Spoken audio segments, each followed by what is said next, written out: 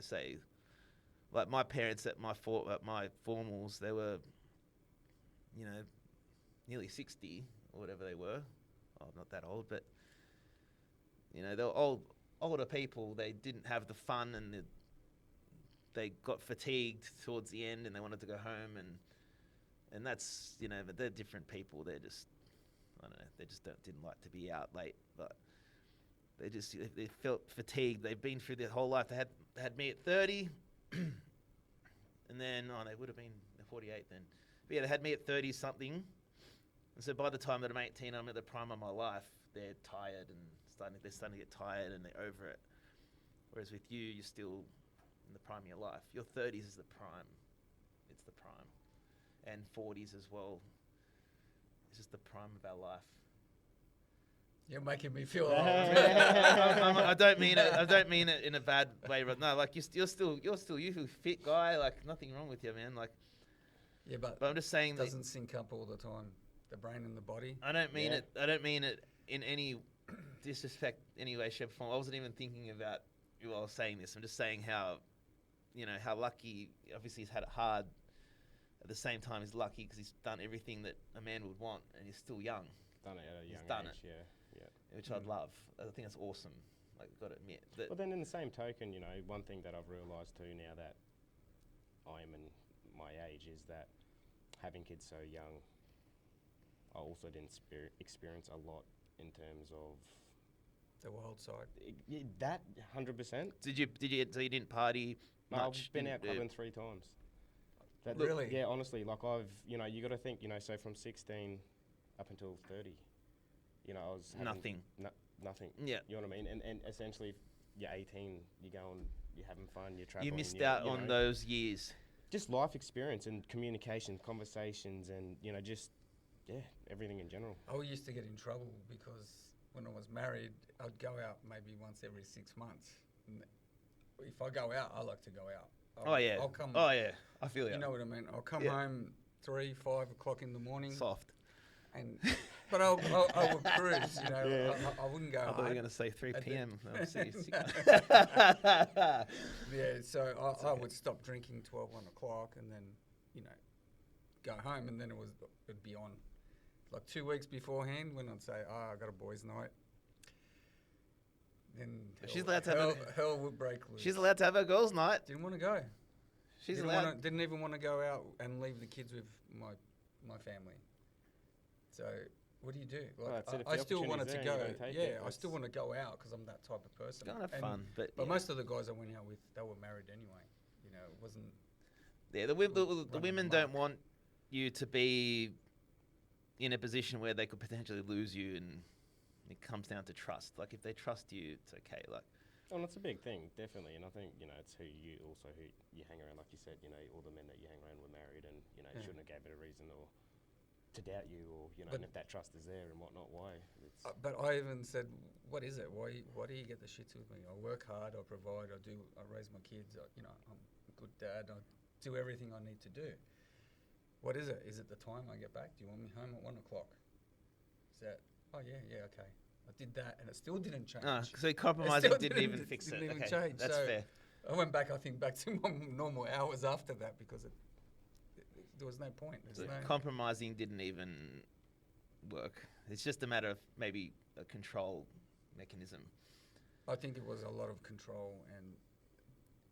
You're my man, and no, it's just, that kind of thing. Yeah. Nobody else is allowed to have you, and it's this whole that goes through their head, and they think that automatically as soon as you go out, you're gonna have girls all over. It's not like that. That's definitely a control thing. That's for sure, 100%. But how many of us have gone clubbing and girls all over us? It just doesn't happen. We're the ones that you got to put. Okay. I don't know. We've all got different worlds, I guess. But yeah, I don't know. No, that was in way younger it's okay. years. But I remember seeing my old King's Cross days and how much stuff people used to. Like, you would have experienced that firsthand. I would have seen it first. I had experienced it firsthand, but from the second person's perspective, because I wasn't the one. Look, I'll be honest with you, Brody. It's a good point to go to my story where I didn't necessarily have kids young, because I didn't have kids at all. But I lost my youth in a different way, because while my friends were all partying, I was working in the cross. So I got to see people having fun. And I was having fun too at the beginning. Initially, it was a fun place to be. But I didn't have that experience of getting drunk and doing whatever, which I never did until I was like 25. I never really... Well, I did other things before that, but the first time I ever got drunk was about 24, 25, I remember. Because I was just working, and because I saw the negative effects of alcohol, I tried to keep myself away from it. I did other things because I saw that some of the other things didn't affect people as bad as alcohol did. But when people are on alcohol, they're on the floor at 2 a.m, they're fighting each other, and so I sort of kept myself clean. So I'd stay out till 5, 6, 7 in the morning working, and then be able to drive home and just drive past all these drunk people that are sitting on the street and just like, stuff yes, I've just made some money. I'm going home. I'm going to go to sleep. Maybe you drove past me. I'd never be out that late, especially past. I used to do, like, when I was in my peak, like I was doing. Because there was day clubs, there was night clubs. So say I'd do, I don't even know how I used to do it, but I'd do 10 o'clock at night start to somewhere till 5 or 6, and then the day club would open at 7. I'd work at the day club till 2 or 3. And then I'd go back and work again. Oh, wow. Like I used to go do, 24/7, like on the weekend. So you would have seen some wild stuff. The day clubs are where it went crazy, but it's dirty. So with the day club, did you find a lot of the night people, they go there? They roll straight over? They roll over. Also, the hospo staff will go out okay. to the day clubs afterwards too. So they'll finish their shift at their bar, wherever they are, and then they go day clubbing. So you'd have 2 different types of people. You'd have the really, really, really fucked up people. Yeah. And then you'd have your hospo staff that are just having a couple of drinks after work. And it just was Getting really, hassled by all the other ones. really messy. There was a place called Phoenix on Oxford Street. That place was insane. And then when I started going out a little bit, after work sometimes when I didn't do the day club work, I used to go day clubbing after my work. And I used to do it too. And I just used to get fucking messed up. And then I used to work afterwards again. It's stupid. But yeah, places like Arc used to close at midday. And insane. This goes back into what these kids now are missing out on. Not saying that going out and doing all this stuff is a good thing, but it's just a rite of passage, I guess. That's what I keep saying to my wife, that kids of our generation now compared to our generation, I've got stories, I've got history, I've got things that we've experienced. Kids of today don't go out. They don't have it. And they go to people's backyards for a barbecue and drink up there, but they don't really experience going out. Correct. I can tell you exactly. Yep, you're exactly right. And now, because drinking's so expensive, it's so cumbersome getting in and out of the city. It's not fun anymore. It's expensive. So now, say my young worker, he'll go to a house party. As you said, they go to a backyard, start with a barbecue, and then they just go to each other's houses drinking, and that's their nights out now. It's I'd find that boring. I do too, but that's what they do. They go house to house with a group of friends, and that's just what they do now because at least they're close to home, and they can stumble back home. Get a couple of e-bikes and ride home, eh? Well, they do. You see them at 3 a.m. and shit. They're on their e-bikes. Yeah. They should have breathalyzers on them. They should. It's unsafe, but yeah, I've been out doing emergency work at those times around here, and you do see them at night, just drunk as hell on their e-bikes. It's very true. But yeah, a lot of kids they're missing out on the youth and what we used to do. But so society's changed. I think after the pandemic, it changed even worse. People just used to being home. Oh, that was a big. I didn't. I was like a monkey caged. I was loving COVID. I was busy as hell and driving everywhere. Tradies got to go out and work.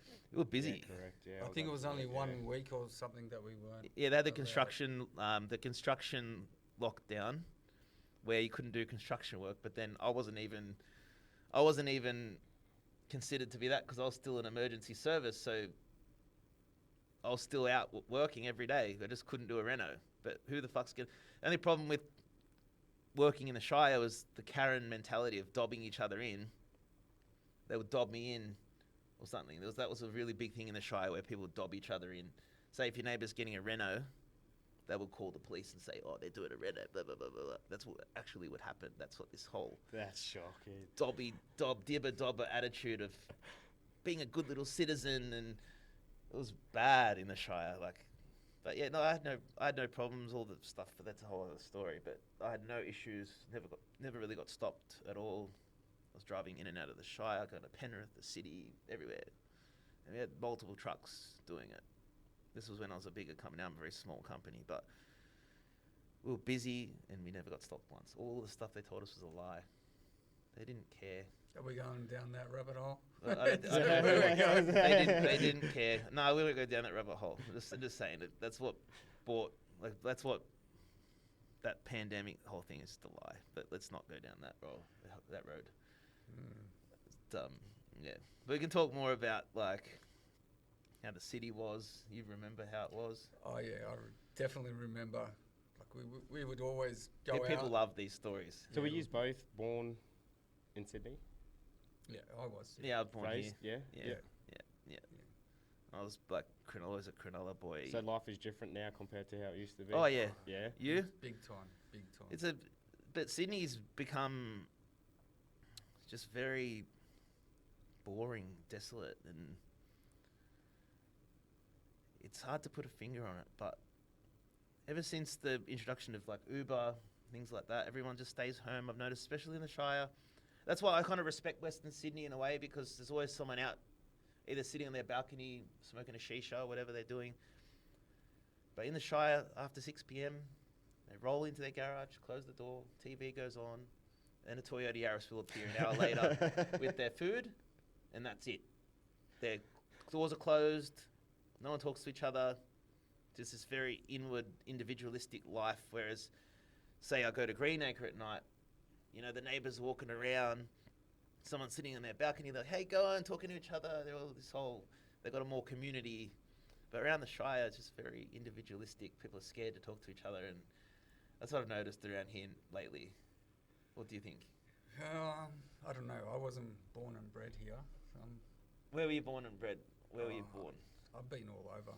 When I was young, we used to live in Tempe, Wallara, then moved out to St John's Park. Then I got married, moved into Hoxton Park, and then West Hoxton. So you've been around and then Sydney. Catherine Field, and now the Shire. So you've done the loop, pretty much. Pretty much, yeah. Yeah, So okay.